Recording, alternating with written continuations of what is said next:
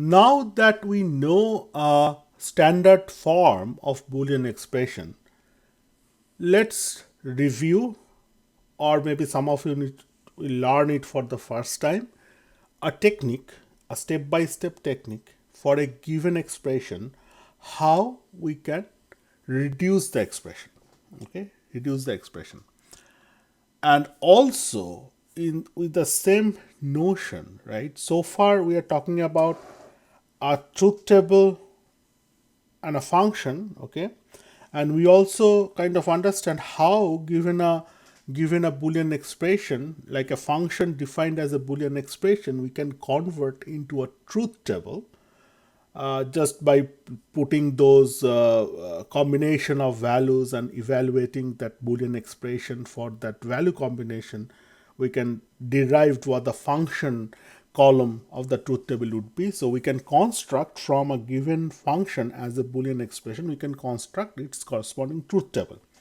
Now with this technique discussion, we'll learn two things. One is that given a truth table, how can I make a corresponding Boolean expression? Okay, given a function in a truth table form, how can I express the same function as a Boolean expression, and also how can I express that function in a most like reduced form of Boolean expression?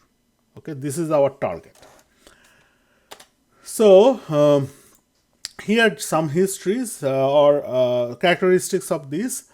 It's a visual technique to reduce Boolean expression in the of the standard form. You need to give either SOP or POS. We will be concentrating on the SOP. It take advantages of human pattern recognition ability.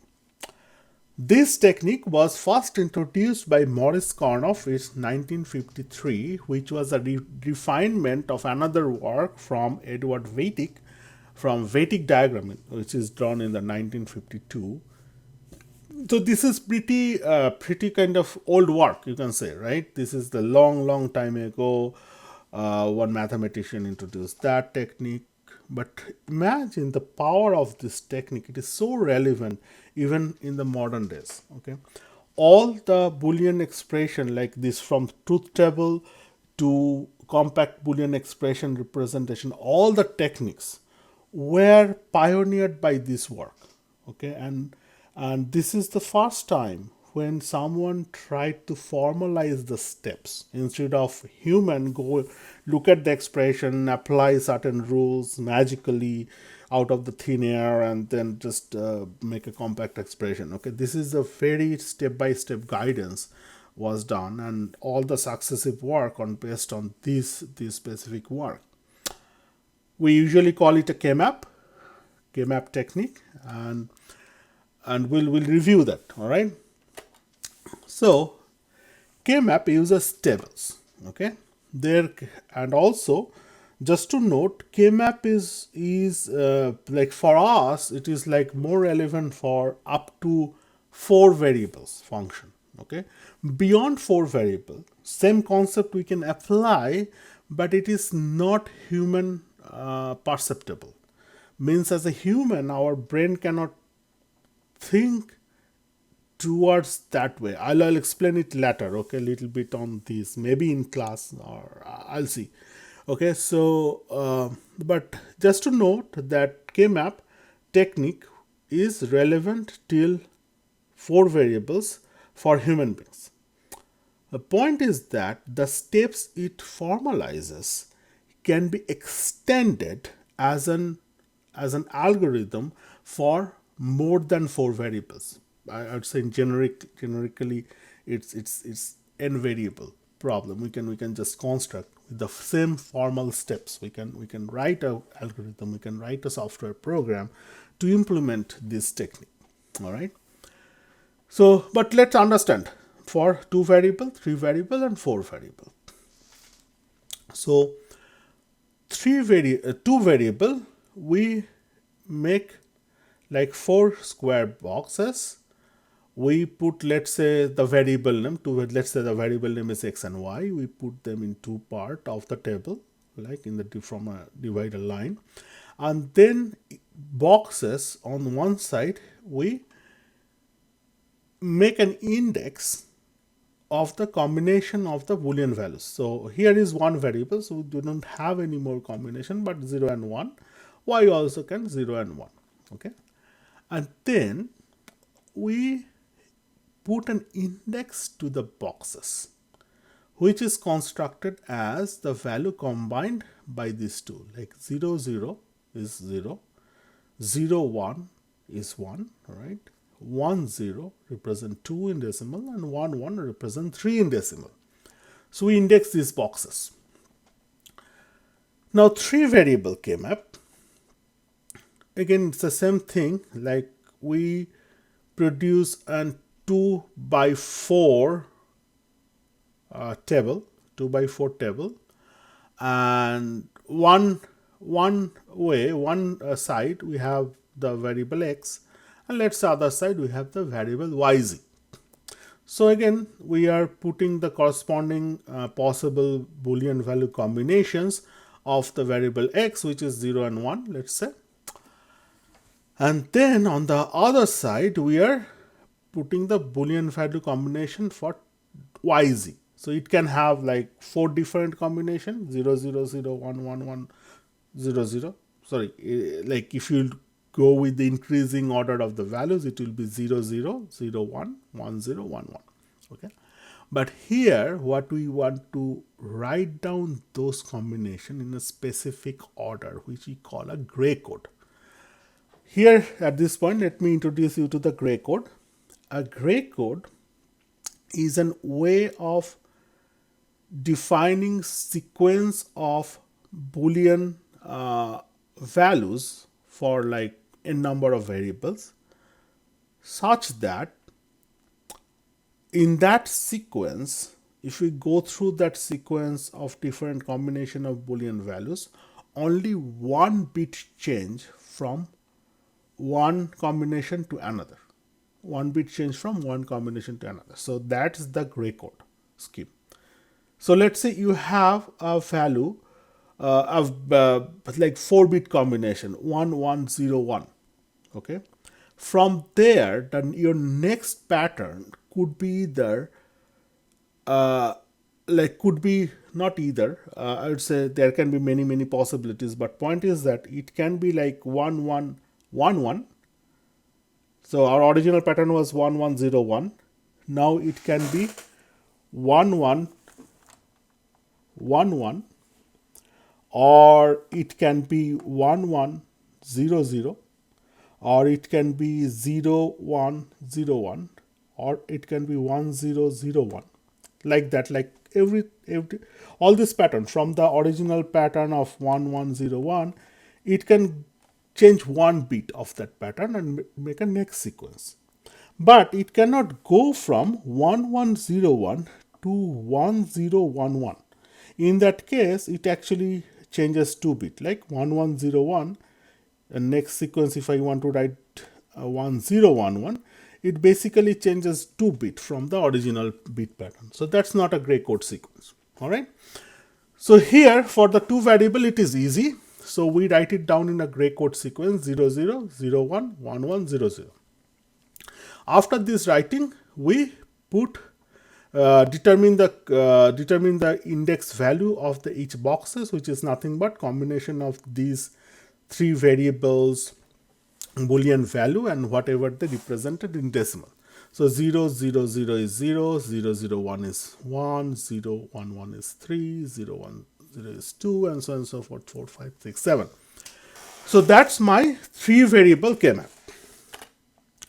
Now 4 variable K-map is we like make an like 4 by 4 table, which is 16 box altogether, and we write down the variable name, like let's say wxyz. Then we write down the combination in both y-axis and x-axis of the variables, the binary combination in gray code. So you index them like 0 0 0 1 1 1 0 0. Similarly on the for the yz, and then we determine the index of the corresponding boxes by combining these these bits and whatever the value they contain. So this is our 4 variable K-map.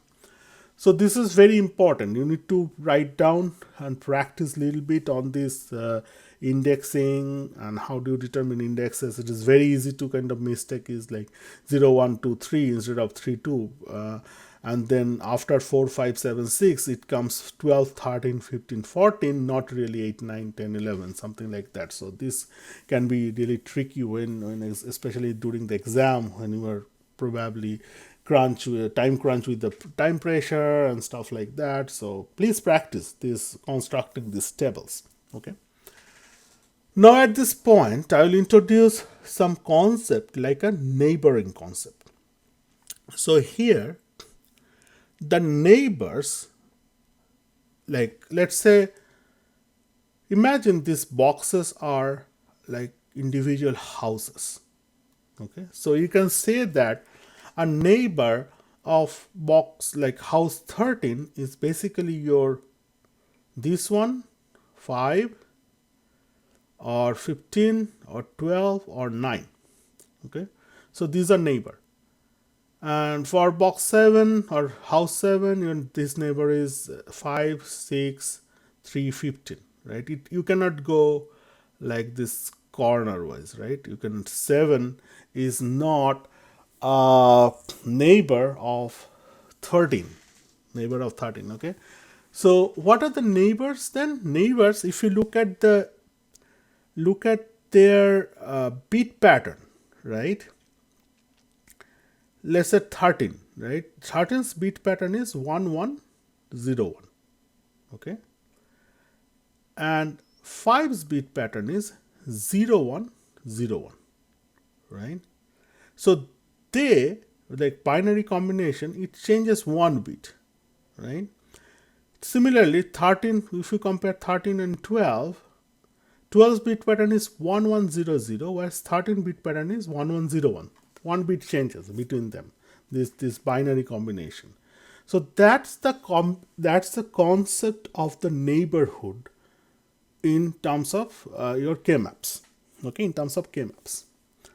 Now, if that is the definition of a being neighborhood, that if between two box, their binary bit pattern differs from each other with 1 bit, they are neighbor to each other, then look at relation between 0 and 2. 0 is 0000 and 2 is 0010. Just 1 bit changes. With that definition, the earlier definition that we are trying to draw from what is a neighborhood of a given box, 0 and 2 are neighborhood, right? They're neighbor to each other. Though physically they appear to be in distance, they are not in their proximity, but they are neighbor by the definition because their corresponding bit pattern differs from each other by 1 bit. Similarly, 0 and 8, they are neighbor. And 8 and 10, they are neighbor. 10 and 2, they are neighbor. If you look at their bit pattern, they change by 1 bit. So it's almost like it neighbors on the edges, right? Distant edges, they are neighbor to each other. And also this edge like 0, 1, 2, 3, they are neighbor with 8, 9, 11, 10. Right? So you can, if you kind of think this whole table as a piece of paper, and imagine you are making a roll of this paper of these two edge, and they are kind of joined on each other. So basically they are becoming a neighbor. And also you can roll up the other way, like a form of a donut, as this animation is showing. They are also become neighbor. So this animation is a good way to remember the neighborhood between the distant boxes. You roll up a paper and that becomes your side edges become your neighbor, and roll up the other way like a donut, those side edges become neighbor with each other. Okay, so this is the way you need to remember. So this 0132 neighbor with 8, 9, 11, 10, and 0, 4, 12, 8, or neighbor with 2, 6, 4, 14, and 10.